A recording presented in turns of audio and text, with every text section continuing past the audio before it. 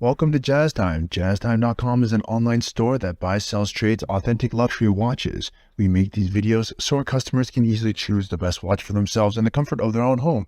If you like this watch and would like to purchase it at the lowest price anywhere online, click on the link in the description below to buy it at Jazztime.com. Today, I'm going to be reviewing the Patek Philippe Flyback Chronograph Travel Time in stainless steel with a blue dial reference 5990-1A-011.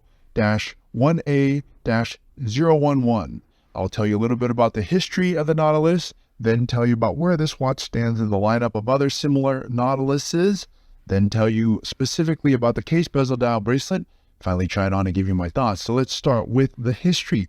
The Nautilus was created in 1976, 4 years after the famous Audemars Piguet Royal Oak was created, and also by the same creator, which was named Gerald Genta. Patek Philippe saw that AP, Audemars Piguet, had come out with a very successful sports luxury watch and also wanted to get into that segment. And they did so with a very big splash by creating the Nautilus, which was created by Gerald Genta, the same designer of both. And that's why you see they look very similar. However, Patek has done what Patek does and turned it into their own. Yes, they didn't come up with the very first sports luxury watch. They're not the first innovator with it. That is true. But they did come up with their version of it. And I have to say, it's absolutely beautiful. Some people even say it looks better than the Royal Oak. That's for you to decide. I'm going to tell you specifically about each part as we go along. Okay, so that's a little bit about the history. And of course, since then, there's been many variations of the Nautilus. And that brings us to our second topic, which is where does this watch stand in the lineup? Okay, well, the Nautilus has come in 5 basic complications. Time and date only. Then there's the moon phase. That's the second one. Then they have this sort of 5712, which is kind of like a moon phase with the off-centered time. And then they have the chronograph, which is a 5980. And then they have the second most complicated, or it might even be the most complicated one. It's the flyback chrono. It's certainly the most complicated one when you look at the number of parts. And then lastly, they have the perpetual calendar. Okay, and what we are looking at today is almost the most complicated, maybe the most complicated one. And it's certainly the thickest one, the most sporty looking one. And it's the travel time, the dual time, or whatever you want to call it, 5990. And in the 5990, they only make a few variations. They made a gray dial in stainless steel for like 10 years. And then the blue one, which is what you see in front of you here, is a new release as of, I believe, 2021 or 22. I think it's 22. And it's probably going to remain like this for quite some time. And then they also make a rose gold version of it. Same thing, but in rose gold material with a blue dial. That's pretty much it. Okay, so there's only 3 variations of it, and Patek does that on purpose to keep the prices high, and they don't want to have tons of variations of it. Okay, that's where this watch stands in the lineup. All right, now let's start talking about the watch itself, starting with the case. Now, the case is only 40.5 millimeters, but that's from my thumb to my index finger, longest distance across the bezel, 8 o'clock to 2 o'clock position, but that does not include the pushers on the 9 o'clock or the pushers at the 2 and the 4 o'clock. If you add all that in, it's much larger. But putting them on the side that they are does not make the watch that much bigger because your arm is already long in that position. It's just not long in the 12 to 6 position. So 40.5, and actually all the Nautiluses are 40 millimeters, almost all. There's some special editions that are 42, but for the most part, they're all 40 millimeters. So it's a great size, and it's going to fit almost everybody. Okay, now the case itself, let's talk a little bit more about it. It has not an octagonal shape like the Royal Oak. Now the Royal Oak, they've done an octagonal shape. The Nautilus does a little bit, it's almost like a circle, but you can tell it's not a circle. It's like a square within a circle with a bunch of little soft edges. And Patek is known for doing softer edges. AP is known for doing harder edges. Patek is a more classic watch. They've been around for 170 years, and they stick to the classics, which is not a bad thing because classics tradition is a great thing. And they've done so on this watch by keeping these round, smooth, elegant lines. which really makes the watch, it's still sporty, but it's not ultra sport such as a Royal Oak. It softens the line, so it almost blurs the line between sports and dress. And that's what this Nautilus does. Now, specifically looking at the case, you can see the top part is all satin finish. And if you look at the buttons, they are also satin finish, but they also have a beveled edge to it. And if you look at the case, it has a beveled edge to it, along with these little pushers that you can change the date, 1 through 31 on. Really nicely done.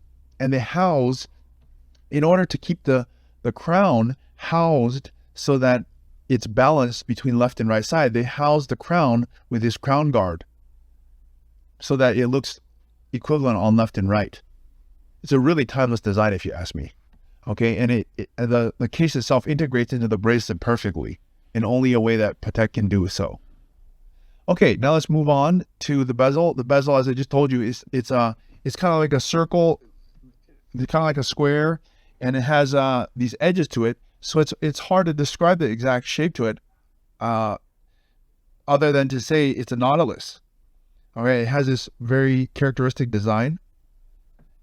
All right, and then actually after the Nautilus came out, soon thereafter, the Aquanaut, its little brother, came out soon thereafter.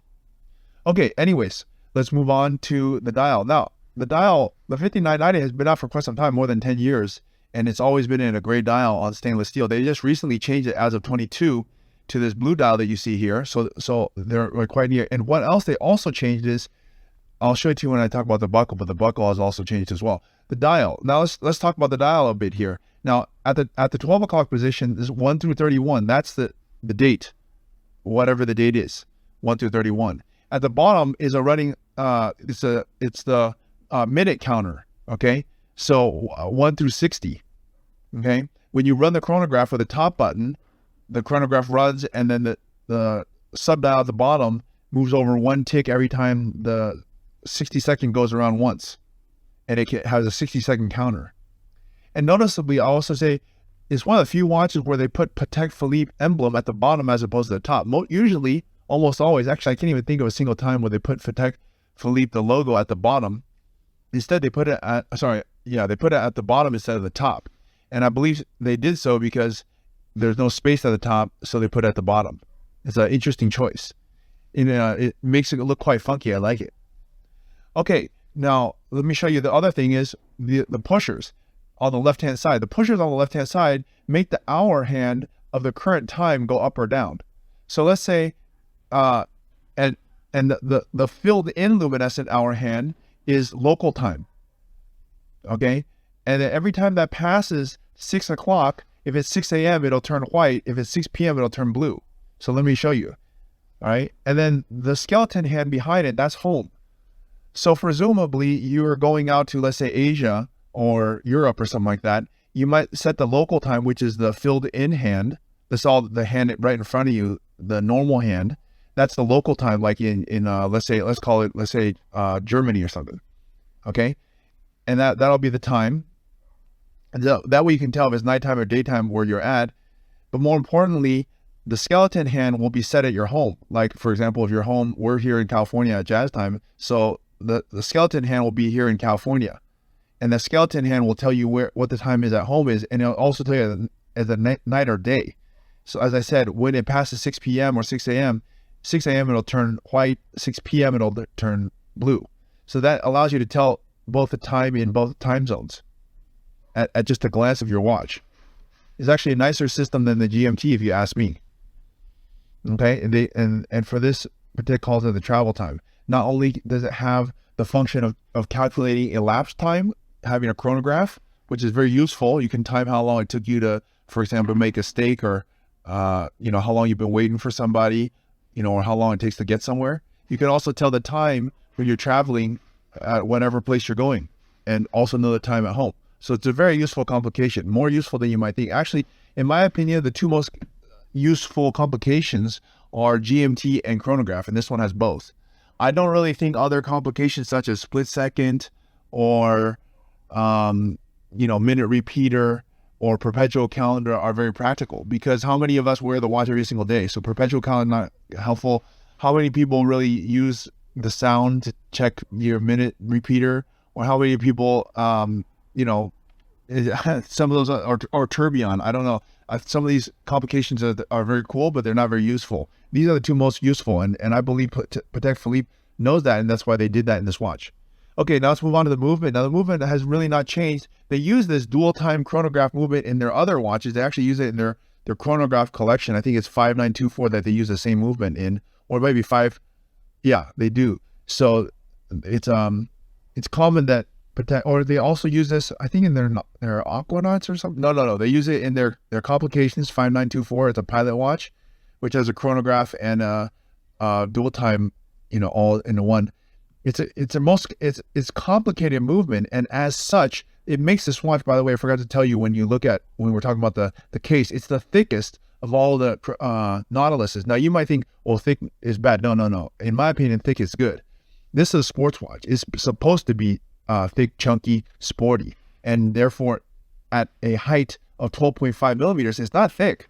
That's not thick at all. It's a good size. But I've actually seen the 5711, 5712.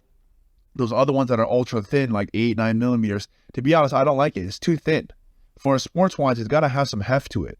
And this really does have it. If you ask me, for me, this is my favorite sports Nautilus, or Nautilus that Patek makes, because of the thickness, the complication, you know, the sportiness of it. It just, to me, it looks aesthetically the best. I like to have a little something on my wrist, not like 5711 is so thin. That's just my opinion. Okay, but anyways, the caliber is a CH28-520CFUS, and it has a lot of parts, 370 parts. I believe that's even more parts than the perpetual calendar, which is why I'm going to say it's more complicated. Usually the more parts you have, that means the more complicated. That's the reason why it's complicated, because you have a lot of parts, you have to put them all together. And considering that it does all that it does, and it has all the parts that it has, it's remarkably thin at 12.5 millimeters, which, as I said, is not thick at all. If you look at a Royal Oak, it's 12.7 millimeters, and it only does a chronograph and date. This one does a dual time and a date, all right, and a chronograph. Okay, but anyways, so it's a very nice movement. Of course, it has this gold rotor. It's typical of Patek. I can't really say the movement looks like that different. I mean, it's a beautiful Patek movement. What else is there to say? You know, all their movements are beautiful, and this one is no exception. Okay, anyways, now let's move on to the bracelet here. Now the bracelet is changed from the previous generation. Well, actually, it's all the same generation. Okay, they're all 5990s. But as of 21 or 20, I forgot, they changed the bracelet so that instead of having a flip lock like the old school way it had been done for like the last 10, 15 years, it has this butterfly buckle that you squeeze both sides and it opens. But not only does it aesthetically look better like this, it also, if you turn it over on the underside, you can press this little button here and it extend the bracelet another few millimeters. I think it's like maybe 3 millimeters you can extend it. Now, why would that be important? Well, because on the old flip locks before, there was no place that you could extend the bracelet. And therefore, if you happen to be within sizes, you would actually have to buy a 1.5 link. That's right. Normal links, I think, are around 6 millimeters apart. You'd have to buy a 1.5 millimeter link, which is like 9 millimeters or something like that, so that you could extend it 3 millimeters. But the problem with that is, like in summer, sometimes our hand is bigger than it is in winter, just because it's cold all the time, and in summer it's sweaty. Or if you go to a different place, for example, like, I don't know, Hawaii or something, you know, you're sweaty all the time, you might want the watch to be a little bit thicker. And in that situation, you'd actually have to use tools every time, which is kind of a pain. Not only is it a pain, you could break the pin. A lot of negative things to say about having to use tools to change the strap every time. Now, Patek has finally figured it out. In my opinion, way too late, but they actually finally figured it out, at least as of 2022. All of them are going to now have this new style extendable link for the bracelet so that you don't have to use tools anymore. And that alone makes it really beautiful. Okay. Or very practical. Very beautiful and practical watch. Okay, I guess I didn't tell you about the dial, the blue. The dial's blue, and it's a beautiful color. Okay, now let's try this watch on my wrist and give my thoughts. Now, I'm 6 foot tall, 200 pounds. I have a 7.5 inch wrist, and if you ask me, I think this watch looks absolutely perfect. It's my favorite, one of my favorites. There's a lot of favorites. There's a lot of great watches out there. But in terms of desirability, sports steel watch, you really can't get any better than the 5990. I know that the Royal Oak is a very tough competitor. You might consider that one as well, but this one, in terms of availability, prestige, hard to get, it's going to have to top the Royal Oak in my opinion, only because of those two things I just stated: availability and just basically availability. We're selling this for, you know, over 100,000, something around 100, between 120 and 130,000, and it retails for, I don't know, 60,000, something like that. And there's way more than Royal Oaks. Now, Royal Oaks are fantastic in terms of build quality. Royal Oaks are just as good, maybe even better.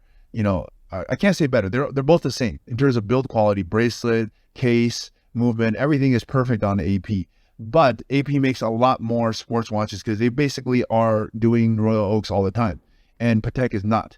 That's the reason why I give the edge to Patek when it comes to that. But in terms of build quality, they're the same. But in terms of prestige, in terms of availability, you know, I have to definitely give the edge to Patek when it comes to that.